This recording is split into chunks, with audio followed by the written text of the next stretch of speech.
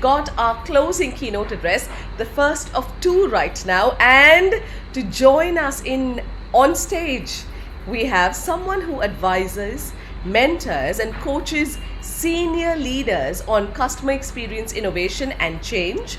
She helps organizations work out how to leverage customer data, insight, and technology to drive value, whilst ensuring that cultural challenges are successfully addressed. We have her with us right now, and she's going to be talking about Get on the Fast Track to CX Success, practical advice for CX leaders. So everybody, stay tuned. You can tilt in a little and turn up the volume for sure as we welcome Director of Sentio-B Limited, Miss Jo Boswell, who joins us. A huge round of applause.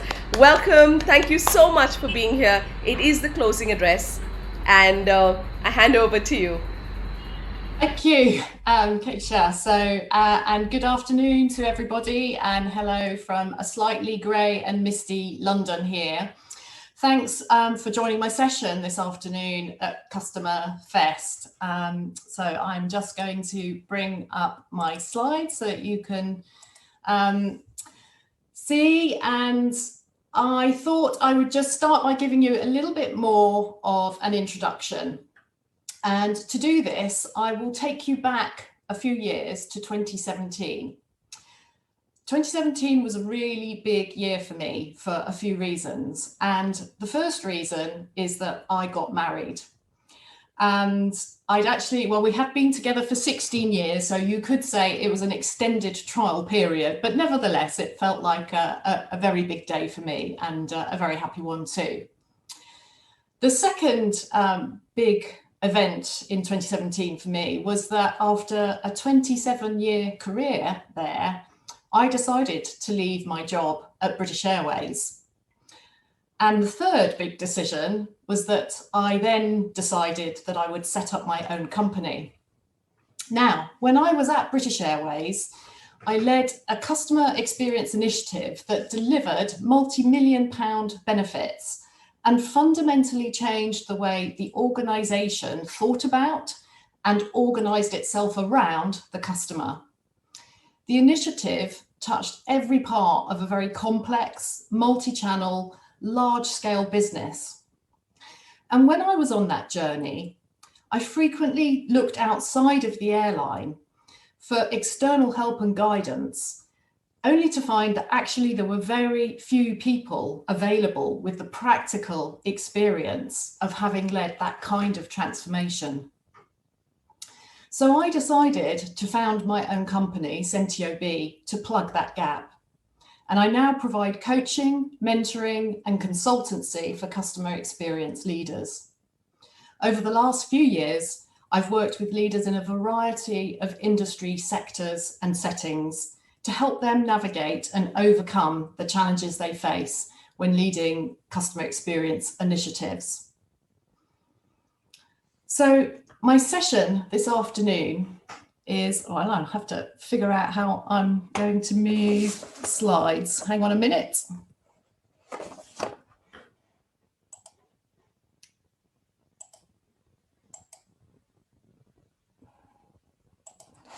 So apologies for that.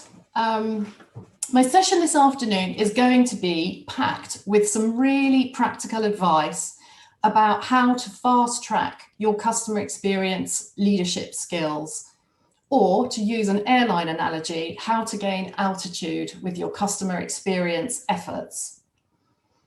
Now, as a customer experience consultant, I do a lot of reading on the subject of customer experience. And I like to see what others have to say on the topic and identify some of the emerging trends that are coming through.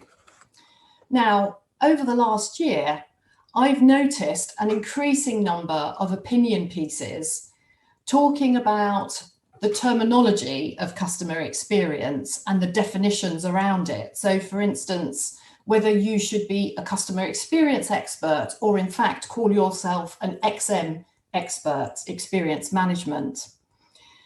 You know, perhaps you should be aiming to be the CXO, the Chief Experience Officer of your organization.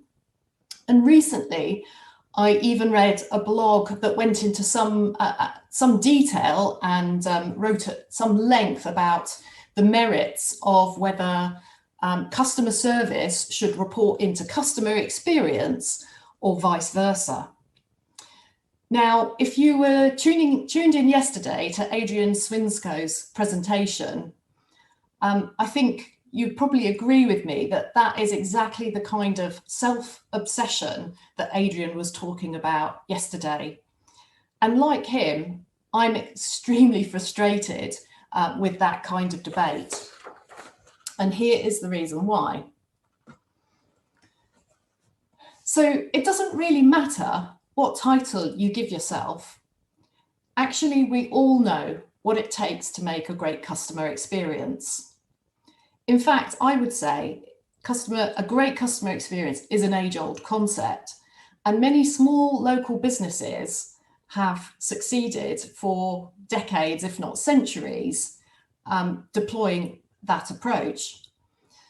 Now, there are all sorts of frameworks that you can refer to about what makes a great customer experience, but I like to think of it as the 4 Ps, not the marketing Kotler 4 Ps, but the 4 Ps of customer experience that we as consumers know really helps to make that great experience. So it's personalized, tailored to our needs, predictive and anticipating what our needs are, proactive, and particularly proactive when there has been some kind of failure, so resolving it, and then ultimately as pain-free as possible. And I think small and local businesses are successful at operating in this way because they are acting at a scale where they really do know who their customers are, and they can anticipate their needs, and they're able to offer those little moments of surprise and delight. But over the last 25 years, we've seen an increasing number of brands who are replicating that feeling of customer intimacy on an entirely different scale. And I'm talking about the Amazons and the Ubers of this world, who are now setting customer expectations for all sectors. And I think for us as customers, that has created an increasingly blurring of the lines across sectors and channels right now.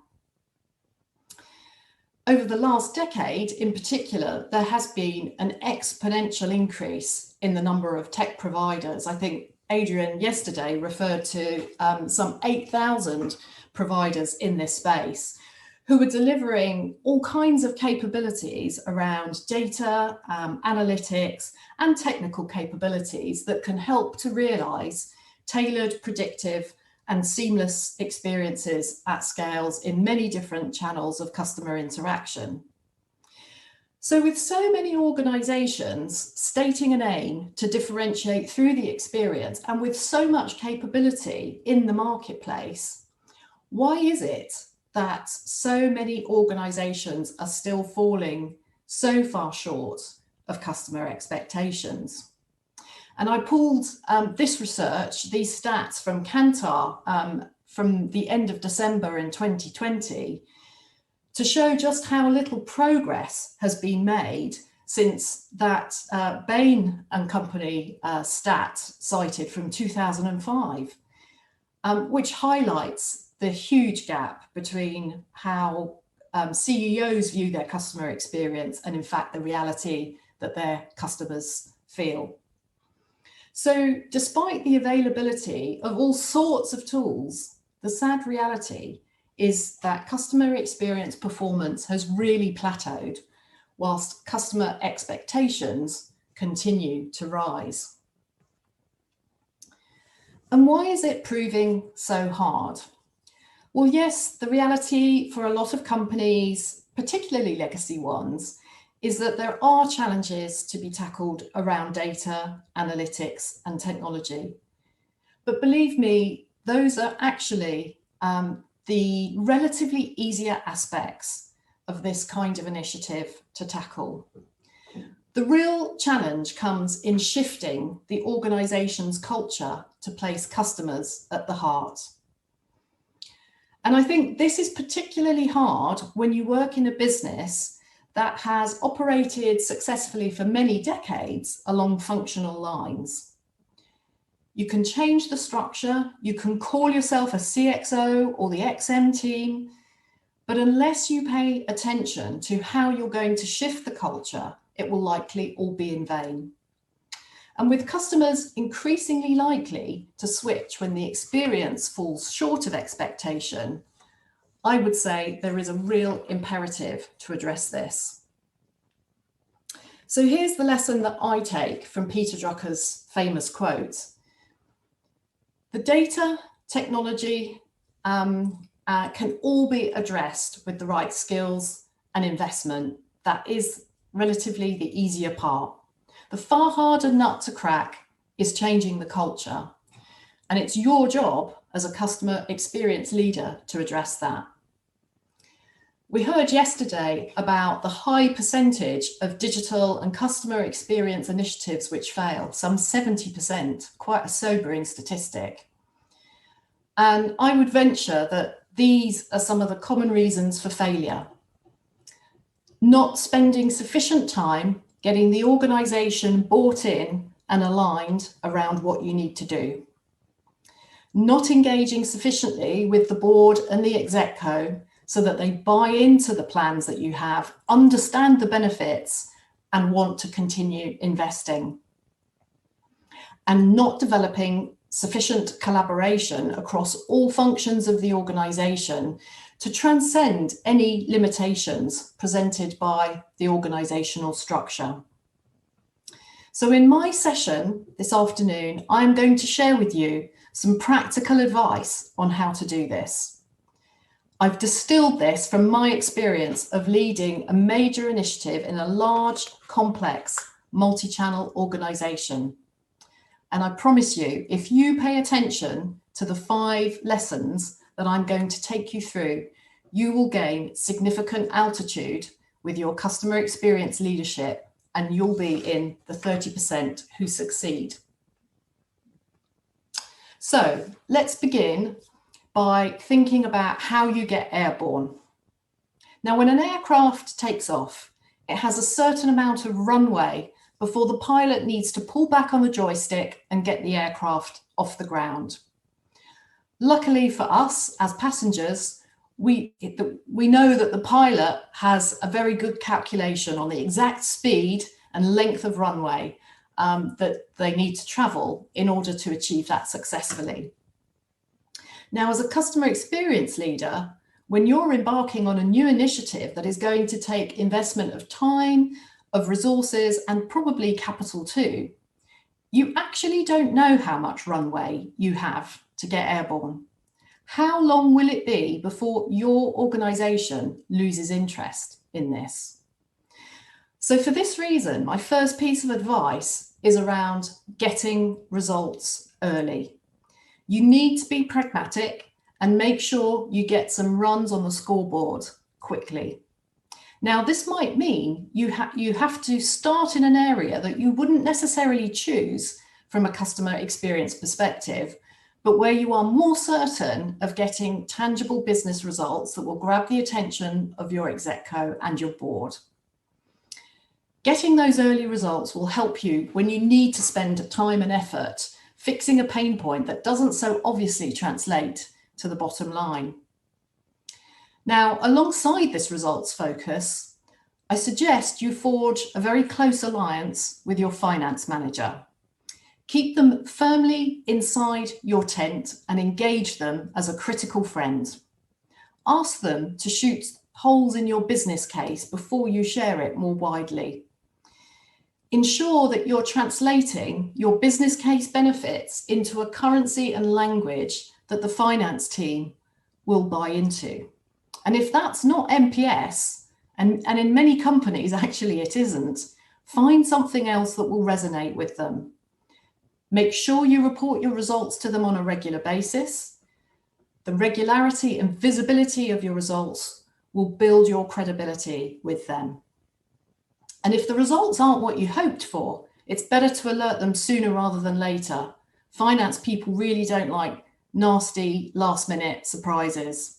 The more notice they have, actually, the more they may be able to help you with your narrative around the investment results. For example, did you spend as much money as you'd envisaged, or are there any other mitigating circumstances? So if you follow that advice, I'm pretty certain you won't run out of runway before getting your initiative firmly off the ground. So next we come to dealing with headwinds. Now, when flying a plane, a pilot often has to manage difficult headwinds or crosswinds. They can slow the plane down or even blow it off course. And so the pilot uses the aircraft sensors and instruments to calculate the strength of those headwinds and adjust the course and speed accordingly, making little micro adjustments to the flaps and the trim of the aircraft. Now, as a customer experience leader, you also need to have your sensors in the organization to identify the sources of resistance and to uncover how strong they are. So here's my advice on how to deal with the headwinds that you might encounter. Develop a system for those sensors to have them in place around the organization who can help be the eyes and ears for you and relay back to you what is being said about your initiative when you're not in the room. Engage with those people who are resistant, perhaps, to the initiative. Take the time to understand their perspective. What is it that they're worried about? What are their primary challenges? How can you address their concerns in the way you develop your plans? And potentially, how can you make them look good as a leader? Next, think about whose help you can enlist to overcome the resistance. If you're not succeeding at winning that person over, think about who else they might listen to, and can you enlist that person's support for your case. Spend time lobbying widely at a senior level, even with those who are not directly involved with the decisions to invest. The more that there is a broad understanding and support for your plans at a senior level, the easier it will be when the time comes for some of the crunch decisions, like signing off a business case or prioritizing which initiatives will make the cut when cost savings are needed. My final tip on dealing with headwinds is that you need to have persistence. If you get knocked back at first, then just try again. Don't be downhearted at the first setback. By deploying this approach, you can reduce the impact of headwinds significantly and ensure you maintain a steady course to your destination. Now, my next lesson is about the pre-flight briefing. Before every flight, the entire crew will come together to do this. The purpose of the briefing is to communicate important information about the upcoming flight so that each crew member can play their part in ensuring that the flight is safe, that the service is excellent, and that everything runs smoothly. Now, similarly, if you're looking to implement change in your organization, you will need to win hearts and minds, certainly. People need to care about your initiative, but actually they also need to know what they have to do differently. So here's what you need to do to get the change embedded in the DNA of your organization.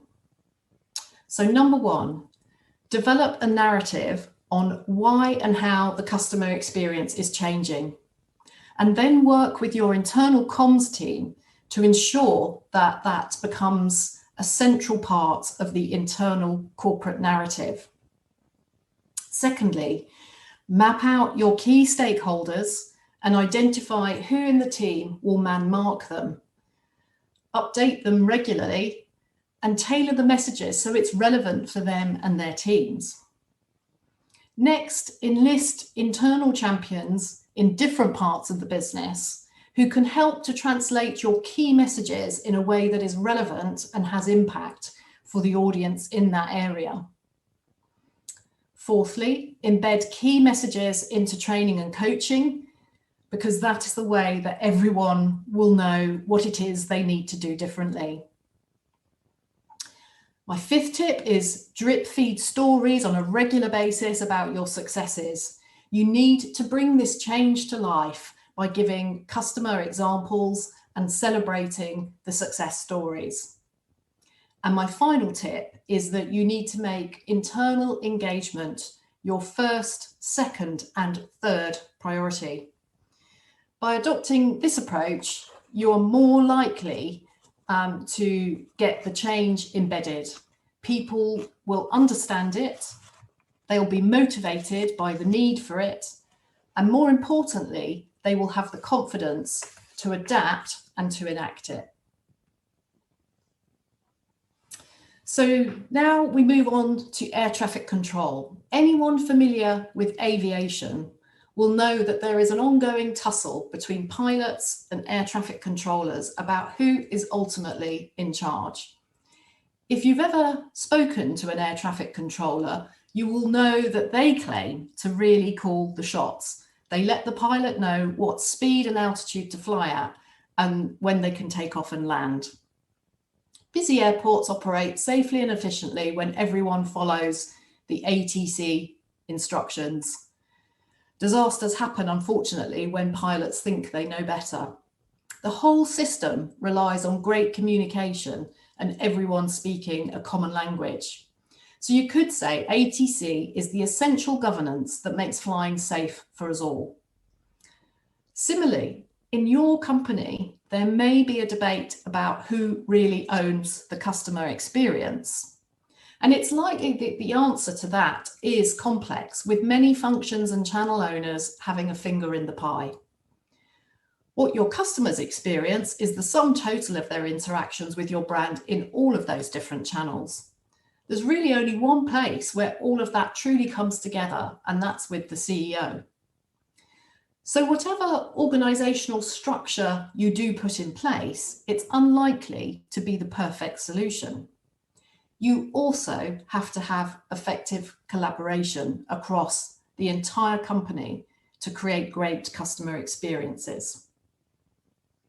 And to underpin that collaboration, you need internal governance, a system that enables you to debate and agree at the appropriate level the answers to such questions as these. How frequently should you contact your customers? How will your organization manage competing priorities around contacting customers? For example, is it a service message that's more important on a given day or a sales and marketing message? How will your organization manage competing customer investments? So I would say, as a customer experience leader, the question you should be asking yourself is this: who do I need on my customer experience board? And if you don't have them, it's worth developing the following tools to support your approach. A single customer planning framework that the entire organization participates in, a single set of contact rules that provide air traffic control over customer interactions in different channels, and a set of customer-led KPIs or objectives that drive that collaboration from different departments towards a unifying customer goal, rather than those competing channel KPIs. And ideally, those objectives would lead the organization to start to focus on some of those longer-term customer relationship goals, rather than looking for the short-term quick fix campaign results. So this approach to governance will help you transcend any organizational shortcomings and ensure that you have visibility and transparency of alignment around your customer goals. And now to my fifth and final lesson, monitoring your fuel gauge. Now, whilst military jets are able to refuel in midair, that's not the case for commercial jets. So the pilot has to ensure there's enough fuel on board for the flight, including for a potential diversion if that's necessary. During the flight, the pilot will carefully monitor the fuel levels to ensure that it will be safe to reach the destination. And as a customer experience leader, you need to adopt a similar approach to monitoring your resilience levels. You need to think about how to preserve and maintain sufficient levels of resilience to get you safely to your destination. And as I talked about earlier, it's likely that your initiative reaches across the entire organization and that you're trying to shift ways of working that have built up over decades. You need to influence a shift in mindset at all levels in the organization. And it is inevitable that you will encounter sometimes some resistance. You may feel like a lone voice, and it can often feel like you're trying to push water uphill. That is normal. So you will need to draw on deep reserves of resilience to get you through. Now, here are some of the tactics that I've developed and I'd like to share with you, and hopefully they will help you too. Firstly, identify who your cheerleaders are. Seek out those people that you know you can draw energy from, and avoid spending time with those who you know will sap your energy when the going gets a little rougher. Secondly, remember that failure is learning and you need to get it in perspective in that way. Be flexible and be prepared to adapt because things won't always go to plan. Thirdly, build a strong team around you and make sure that every team member knows that you have each other's backs. Fourthly, pay attention to and celebrate the wins, however small they are. Keep reminding everyone what it was like before you initiated this change, even if it feels ever so slightly insignificant. And my final tip here is that you should treat your thoughts like rumors. This is one of the best pieces of advice that I've come across around developing a resilient mindset. Don't believe everything you think. When you are under pressure, it is easy to fall into mind traps. Remind yourself of all the things which are going right, rather than dwelling on what isn't going well. If you change your internal dialogue to a more positive conversation, it will help you bounce back quicker from whatever setback you're currently facing. So these are some of the simple things that I think you can do to ensure that you have enough fuel in the tank to get you safely to your final destination. So in summary, here are the 5 practical things that you can do as a CX leader to ensure sufficient lift under your wings and maintain a really good cruising altitude. Number 1, focus on results and get the early wins. Number 2, deploy multiple strategies for overcoming resistance. Number 3, make internal engagement your absolute number 1 priority. Number 4, adopt a very deliberate, orchestrated approach to customer governance. And number 5, develop and nurture your resilience levels. Now, until the end of March, I am offering a free 30-minute flight assessment call for anybody who would like to discuss their individual and specific leadership challenges, and I will offer one-to-one advice in that call. So please do get in touch with me via email or LinkedIn if you'd like to take up that offer and mention Customer Fest. Just remains for me to say thank you very much for joining me this afternoon.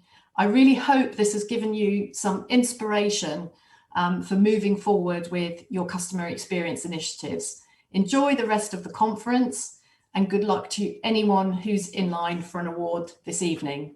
Thanks for listening.